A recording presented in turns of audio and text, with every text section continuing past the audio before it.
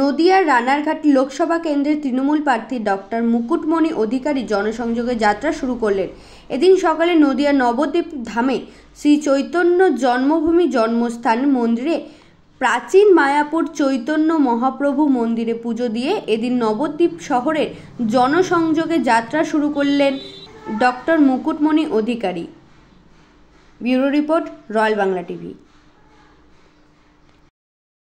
हम लोग vegetarian diet में ज़्यादा चल रहा है और उसके साथ साथ ORS टाइप का ORS वो ले रहा हूँ और पानी सबको यही है बोल रहा हूँ कि ज़्यादा से ज़्यादा पानी पियो, धूप में पाया बाहर मत आओ और ORS वेरियस टाइप से